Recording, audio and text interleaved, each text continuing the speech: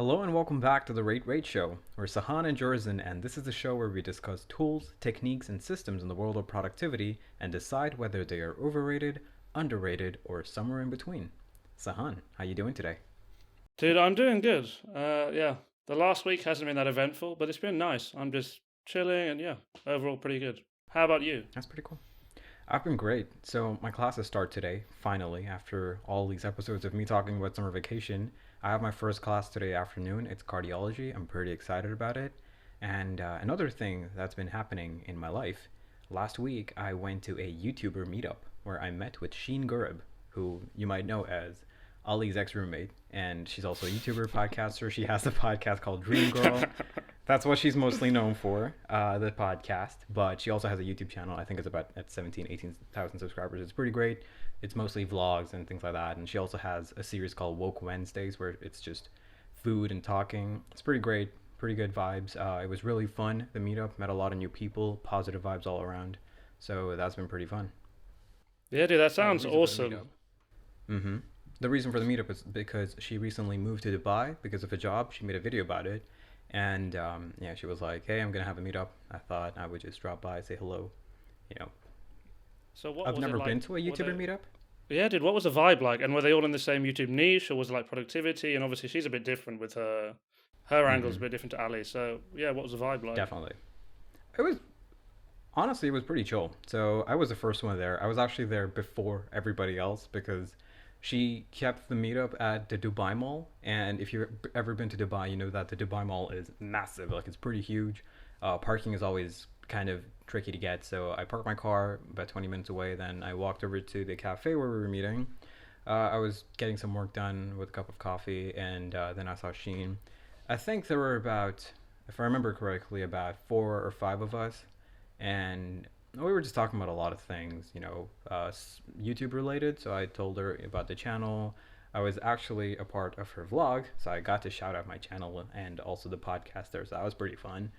And yeah, we were just talking, met a lot of new people, and I think it's great. I think I haven't really ever been to a meetup or a networking event. When I got into networking and just talking to people, it was when the pandemic started, right? That's when I started using Twitter more. So there weren't any networking events as such that I could go to. So this is pretty much my first networking event, and it was quite nice. Have you ever been to networking events? Is that a thing that you do? Not really, no. Mm-hmm. In a weird way, I think the funny thing is, although I've never been to a networking event, having moved abroad, and it's probably quite similar for you, is I've now done it a few times where I land in a city and I'm like, I don't know anyone. And Yeah. so you just have to learn. I remember when I first moved to Spain during my undergrad, I sat in my bed being like, yeah, I could stay in this room and no one would ever speak to me.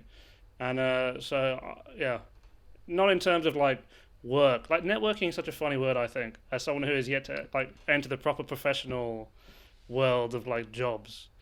Like it's just Mm-hmm. basically just hanging out with people, but secretly you want to like not secretly, but like it's also you're kind of It's gauging not each other in completely terms of altruistic, basically. exactly, yeah.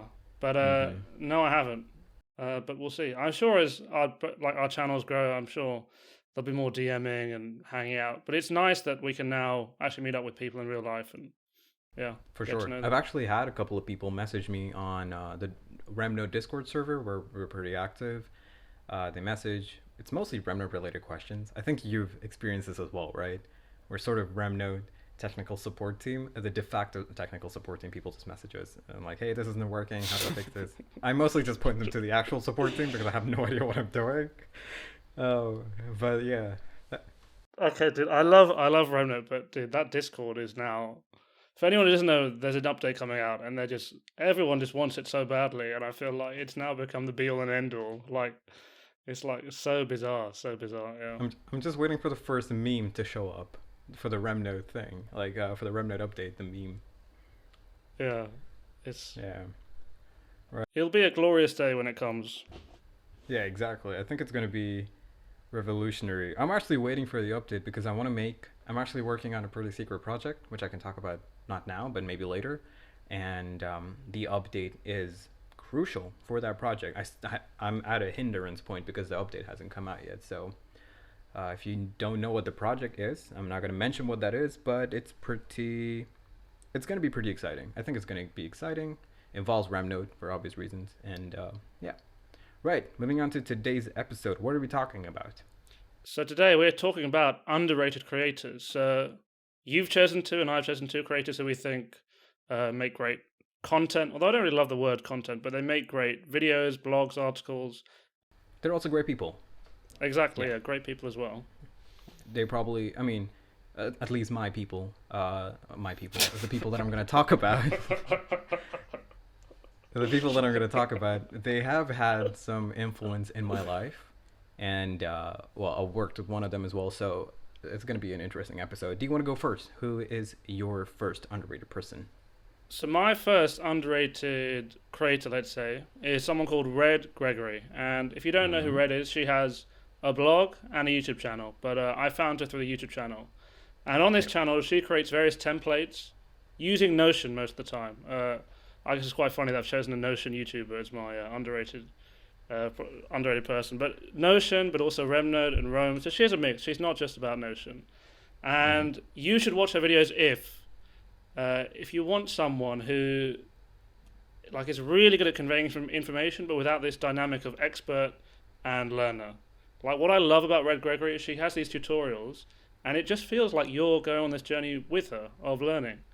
Um, and like I said, a lot of the people I've chosen as well as Jerzen, like some part of them is like something I admire or that inspires me. And what I love about Red Gregory is just like, so she's just a reminder that the best content will rise to the top. So it's not about her cinematography or even necessarily her storytelling, although she does like, I guess building stuff is like kind of a story, but it's just engaging, informative content. So yeah. Have you ever watched a Red Gregory video? Yeah, I have for sure. Both with Notion and with Remnode tutorial. So before I actually started making Remnode content, I okay. Here's the story of me making Remnode content. I looked into how to use Remnode online on YouTube basically, and I could find basically two creators, right? And it wasn't exactly what I was looking for, and that's how I even got the idea of starting my YouTube channel. I thought, okay, there's this little gap that I can fill in right now because I have a phone with a decent camera. I use Remnode. I can use stuff, and yeah, that's basically how I started making videos. And I did come across Red's videos, and I think Red's videos are pretty great. Like they're informative. They're not over the top. It's not flashy. It's not like punch you in the face. It's just really good content and really good methodology. I really like her videos for that reason, and I think it's pretty underrated. I think she deserves a lot more subscribers. And yeah, you should definitely check it out. I also love her setup with the computers and stuff. It's pretty great. Yeah, it's funky. Right. Okay. So, my underrated person, this is a pretty obvious one. If you've ever met me in real life, there's probably been a conversation where I've brought this person up, and it is, drumroll please, Ali Abdal. So, Ali Abdal, I wouldn't say it's an underrated person, right? He's not underrated because he has about 2 million YouTube subscribers, but I do definitely want to talk about him because I feel like he's had the most influence in my life. So I discovered his YouTube channel. That's how I discovered him. He has a newsletter, a blog, and a YouTube channel. And I discovered his YouTube channel about 2 years ago. The first video that I saw of his, I think this is very common. It's his iPad video where he was talking about how to use the iPad. So that's what I was searching for, and that's what popped up. If you search for iPad, it's his videos that come up.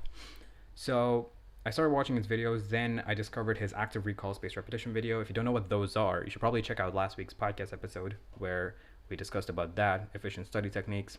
Shameless plug. Moving aside, I discovered his active recall spaced repetition videos, and then discovered his basically self-growth videos, right? The ones where he was just sitting at his desk, he was talking about different things that he read in books and listened to in podcasts and all of that jazz. And it basically sparked something in me. I was thinking to myself, hey, he's a medical student, I'm a medical student. We're not, well, we do have an age gap. And I was like, age doesn't matter. And I was like, he's doing all of this. Why can't I do it? And that's basically the motivation that hit me to first start a blog, start a business, and then start a newsletter, and then eventually grow up into the YouTube channel and the podcast, and basically get into a lot of good habits, like reading, for example. I wasn't an avid reader, and I'm not even talking about books. I'm talking about also articles, listening to podcasts. I learned so much just from this one person, and yeah, I think he's influenced me in a lot of ways. He has instilled a lot of good habits into me, And I think that's pretty great. If you don't know Ali, I think you should definitely check him out, especially if you're a medical student, because his content about how to study in medical school is pretty great. I actually had a marathon where I watched his vlogs, the study with me vlogs. They're kind of different because he also talks about how he studies and things like that, and they are pretty motivational in my opinion. You know, watching someone else study. Have you ever had that when you see someone else work, you feel like working?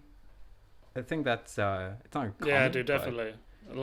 That's why I always study in libraries. Like if I can, I always head to the library. There's something about being in that environment. And it's funny how in the pandemic, all these 10-hour study with me videos have taken off because people want the same thing. They want that feeling of community connection. And so, yeah, definitely makes sense. although I would say 10-hour study with me videos are, I mean, they're not my thing. I mean, if you love them, hey, go ahead, but I would not. I can't sit for 10 hours and study, so that's just going to make me feel a little bad. So, yeah, that's also there as It's well. funny because this kind of relates to Ali Abdal because there is so again definitely I have also been inspired by Ali.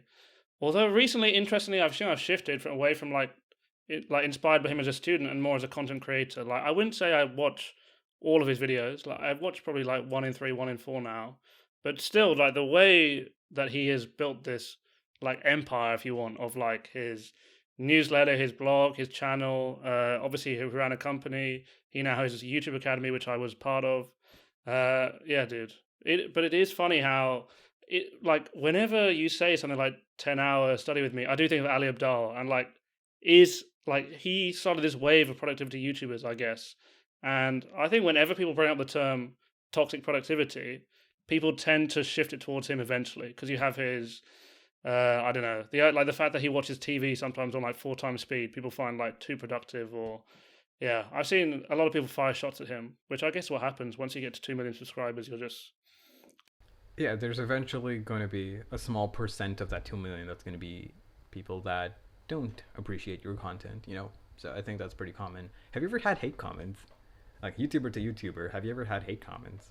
I haven't had a hate comment. I had one subscriber who wrote me the most kind paragraph saying, I think your title is clickbait, like the other day. For my last video, he was like, I don't usually write, and I usually watch all your videos, but I avoided this one because the title was too clickbaity, and would you like, please change it? And I was like, yeah, dude, I'll change it. I mean, I only have 250 subs, so it's not like I have loads of people.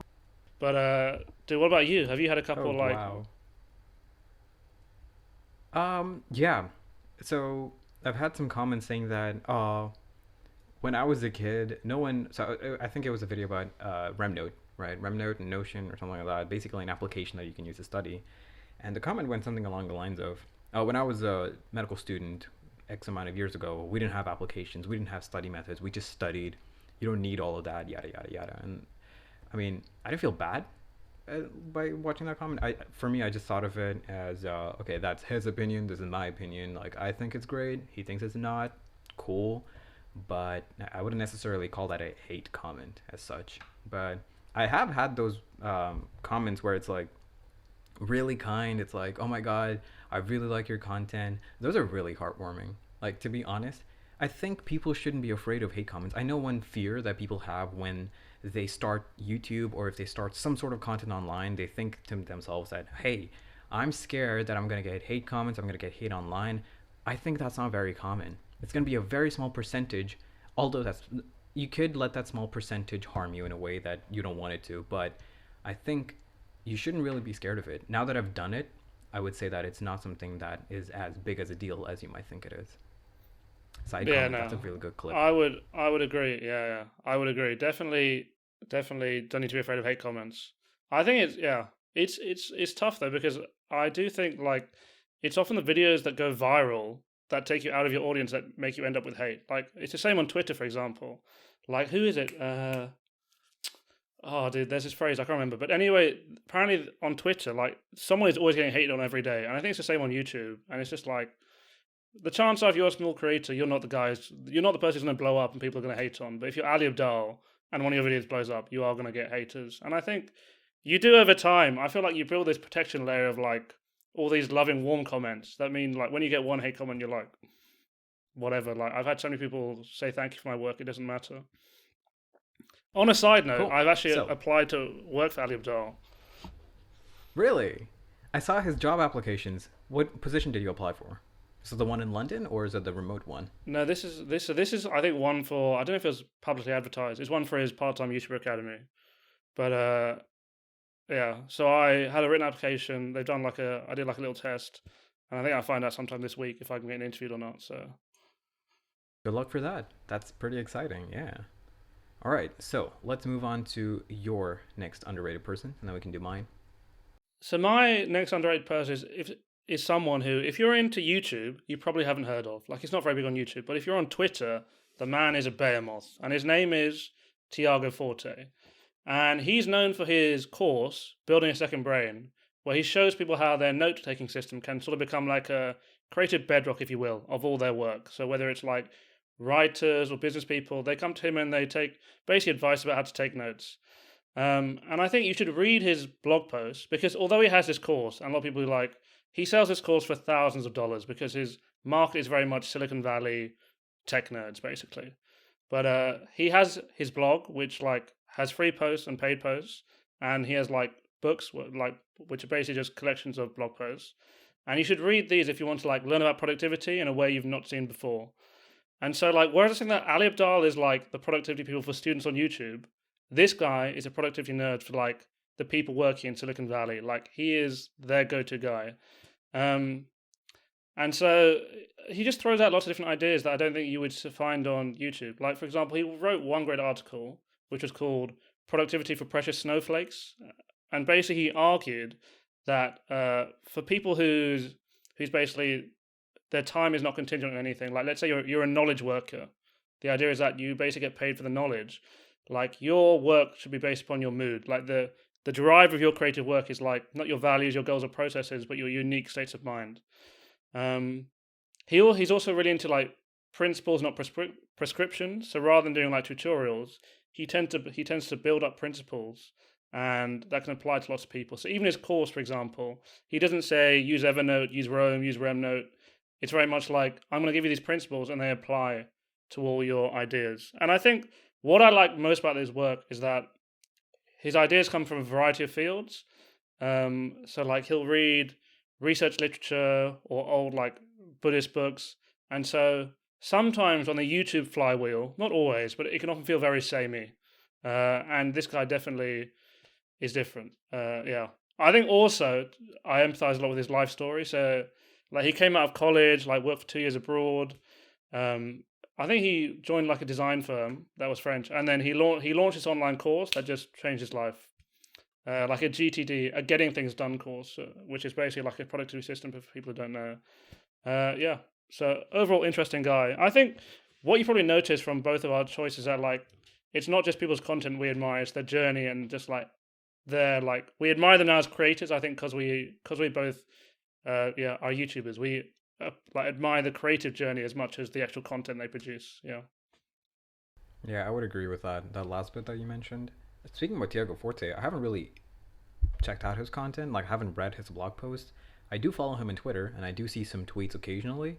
And I'm also aware of the building a second brain thing because Ali did make a video about it. I think he was a alumni mentor at one of the cohorts of the building a second brain course.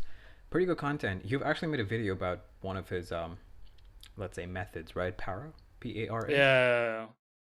Yes. So like I would say basically in the way that Ali Abdal is your inspiration, I think Tiago Forte was mine. In that like uh it's very interesting because you see this guy and you often think, oh, he has this great idea and where did this come from? But it's such like a gradual journey of just like little like lucky events. So he made this GTD course and it went viral. And then he set up his own lab, and then he was sort of looking for his niche, and then he found this basically note-taking niche. And then as he's been writing, we've had the emergence of these apps like Roam Research and RemNote and obviously Notion. And so there's just a whole lot of serendipity. But yeah, a lot of my videos are influenced by him.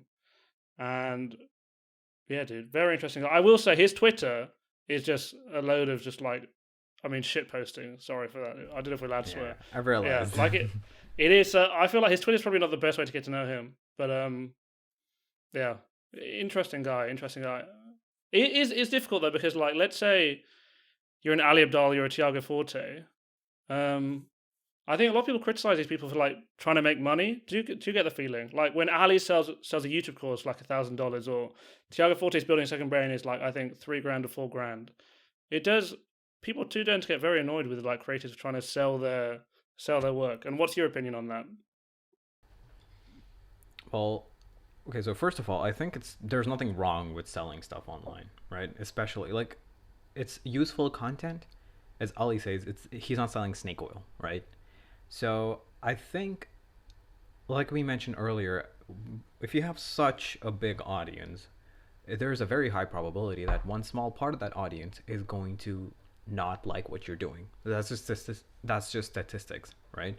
So I think that's perfectly normal, and I think it's all right for someone to like if you're selling something that is quite valuable to someone, depending on your audience, you can charge how much ever you want. Like for example, like you mentioned, the building a second brain course, it costs $3,000 to $4,000, right?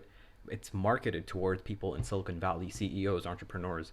It's not marketed towards your everyday average college student. So it makes sense. It's priced accordingly. So I think it's pretty decent. What do you think?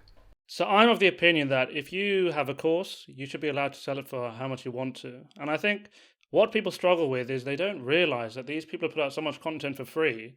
And every good content creator who has like a course has other content you can go to. Like Ali has videos about making YouTube videos. Tiago has like free YouTube videos about building a second brain. And so the information is there if you really want to look it out. Or search for it. It's just the course is just designed to deliver it in like the most effective vehicle possible. So I think you can't hate on people for selling, especially when there's a market for it. You can't really complain. True. I agree. I think it's very subjective and it depends. But for the most part, I think you shouldn't really complain about it. Like, hey, let them live, right? Yeah, exactly. Right. So let's move on to my next person. This person is actually underrated, and we know her personally. Her name is Penelope David. She is a YouTuber, and she basically also makes REM content. And I'm working with her on that super secret project that I was talking about at the beginning of this episode. And I think her content is pretty great. Like she just started out this year in February, but I think like the way she portrays stuff, the way she talks about things, I think it's very easy to understand, right? It's helpful. And I also believe that personally, I think her video quality, like not the quality, but like the way the aesthetic of the videos, it's something that I actually look up to. Like, yeah, she's not as big as the other people that we spoke about on this episode, but I think the aesthetic of her videos look really nice. It's something that I actually aspire to, and it's something that I try to actively work on with my videos.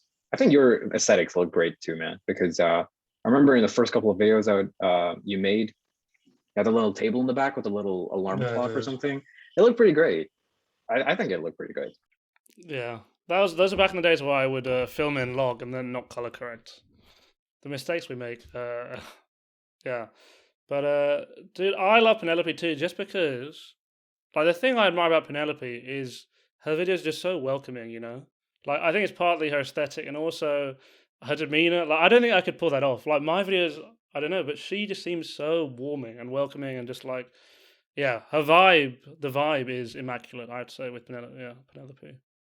True, true. I feel like my videos are mostly, it's not welcoming. It's more like, hey, I did this, it worked. I'm going to tell you. And I'm always very skeptical. I'm like, this may or may not work for you because I really don't want to screw someone over. I'm like, hey, do this and you're going to get really good scores or something. And then they don't. I don't want to be responsible for that. So I'm always very on the fence when I speak about stuff. Do you do that as well? Or do you? Dude, I'm not sure. It's always difficult when you talk about your videos as the viewer rather than the like the creator. But I feel like if anything, I probably step towards the too far towards the this is my method. This is what I achieved. This is what I can do for you. Like because also like when I started creating videos, I was teaching in a school, and I think maybe that comes across like very much like this is how you do it. This is what you got to do. Like yeah, just get it done. Whereas I would probably prefer. I think eventually every creator you realize personality is such a big part of it that you lean in towards your like personality, so you become more maybe friendly or I don't know. I think it's funny because when you start, you do all these things by accident, then you realize what you needed to lean into in terms of to make yourself more unique, and then what needs to change. But I'm a big fan of Penelope's work. Yeah, I think it's important to understand if you're a new YouTuber, if you're making any sort of content online, I think it's very, very important to understand that I'm saying this from personal experience, that it's very much quantity over quality at the beginning.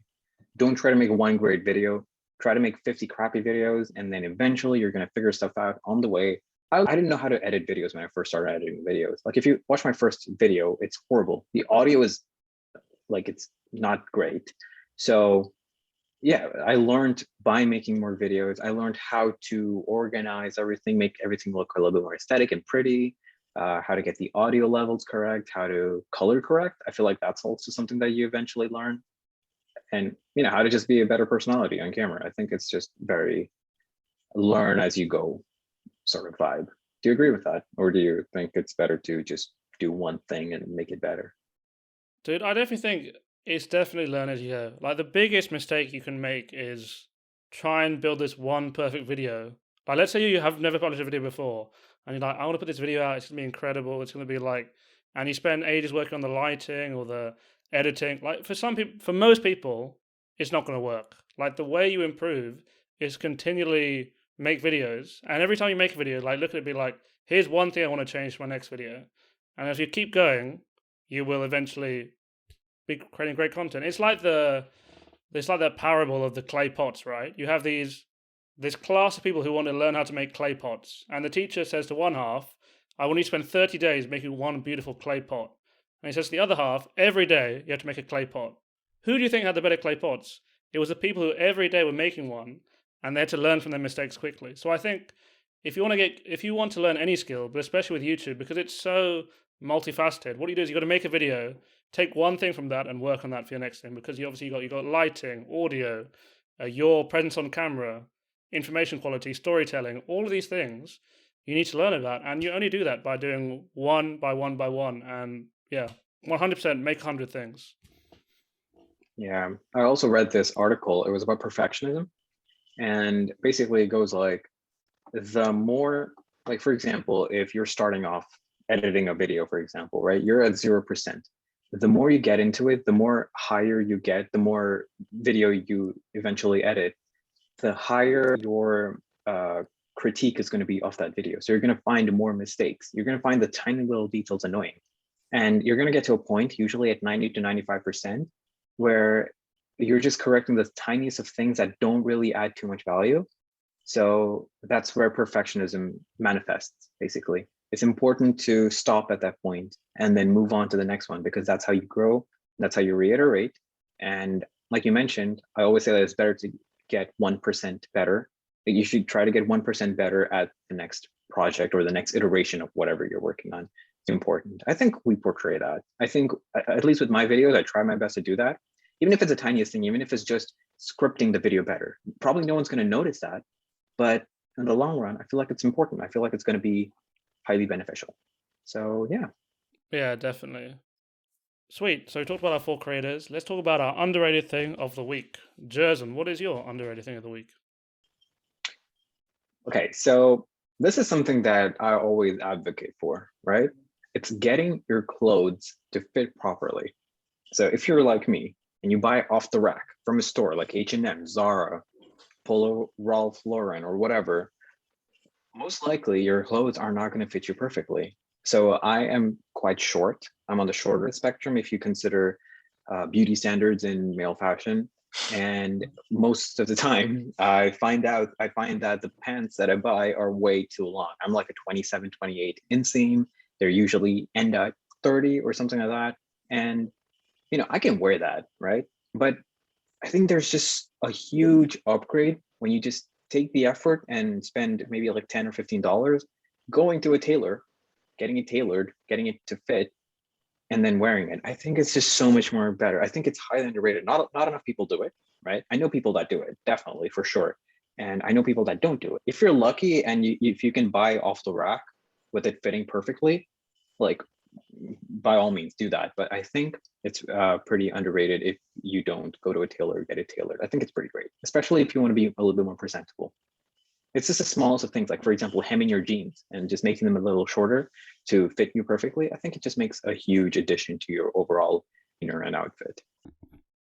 Interesting. So which clothes do you get tailored? Like, is it just anything? T-shirts, underwear, jeans? What gets tailored? What doesn't? Okay, so I don't tailor my underwear. Just disclaimer. But yeah, I mean, we all dream of the perfect fit. But yeah, fair. So okay, so for t-shirts, you can tailor them, but I think it's just trial and error at that point. For example, at H&M, I know my size. Like there is the t-shirt at H&M that fits me like a glove that I don't find anywhere else. So I just tend to buy that. So if I buy a black t-shirt from there and it becomes old and I can't wear it or it rips or something, I would just buy the same thing. I know it fits. I know it's great. I know how to use it, so it'll be fine. It's mostly big ticket things, like for example, jeans. I think it's nice if you are able to invest in a good pair of denim jeans, right? So those I would get hemmed, chinos, button-down shirts. Ooh, fun fact, do you know the difference between button-down and button-up shirts? No, no Like idea. people always use them interchangeably, right? For the shirts that you wear. Button-down is talking about the collar. You can button down the collar. So people usually think it's button down with a placket, like you put down the shirt, but it's actually not. It's about the collar. I didn't know that until about 2 weeks ago. I thought I would mention that. But yeah, it's mostly shirts and pants. Suits, obviously, I would get those tailored or made from scratch. That's also there. And yeah, I wouldn't necessarily go out of my way to tailor t-shirts. I would just spend more time finding the perfect t-shirt and then just running with that. So H&M, if you're listening, don't discontinue the small t-shirt and regular fit because I need that. Dude, I see that all the time. I'm pretty sure Uniqlo changed their t-shirts at one point, and half the male population on Twitter went absolutely mental. Yeah. I've heard that Uniqlo has pretty good. I don't have a Uniqlo where I live, so I haven't actually tried them out, Dude, but I've heard that it's a pretty good brand. Right. So what's your underrated thing of this week? So my underrated thing of the week is a website called readsomething.great.com. And why do I like this? So David Perel, if you know him, the writer on Twitter, basically that we live in this idea of the never-ending now, as in the things we read, the content we explore is stuck in this bubble of like recency. So we have this massive bias where we tend to consume and read things that are recent. And especially when it comes to the internet, because the internet's a place where lots have been published since like the internet came out. But if you read an article, chances are it was published in the last month or last year. And what happened is this guy, I don't know his name, but someone who we'll put in the show notes, created this website called Read Something Great. And what it does is it resurfaces articles from the internet that people have acknowledged are really interesting. So there's on each page you get 5. You get one about living better, business and tech, history and culture, science and nature, and wildcard. And dude, it's really interesting. Like the articles are always, because they come from sources that are like timeless, that people like from the history of the internet have acknowledged are great. You always come up with it always brings up interesting ideas or concepts I haven't heard about. And I think it's just a massive underrated resource. Like the internet has so many interesting ideas that just do go unheard of because as time passes, we forget about them. So yeah, great website. It's sort of like Readwise, but on a bigger scale. You know how Readwise will resurface your book highlights and it'll basically look into your Kindle or Apple book highlights and send you an email with a digest of, I think, about 5 to 10 of your highlights and resurface them. I think it's sort of like that, but on a much bigger scale with the books being the entire internet and your highlights being articles, which other people have acknowledged as being great. I've never heard of that website. That's pretty cool. I will check it out. Is it a free resource or do you have to pay for it? So it is free for now, but I think the guy who created it, like David Perel, shared it recently in the last 2 weeks, a month, and the traffic has gone up incredibly since. And so I think he's going to monetize it with somehow with ads. But at the moment, completely free. Completely free, yeah. No, that's cool. Yeah, it's pretty cool when you find something that's free online and it's really, really good. Yeah. Like, oh, I'm currently looking for the podcast for a really good free service that we can use for auto captioning our videos because the watermarks, it's okay, but I feel like I need to look a little bit more. If not, just end up paying for something. We'll look into that. Yeah. So yeah, if you have any recommendations for that, put them down in, I don't know, the show notes or just tweet at us at Jerzen Benny and at Sahan PM. Right. So I believe that's it for this episode. We will see each other next week and we will talk to you guys next week. Goodbye. Cool. See you guys.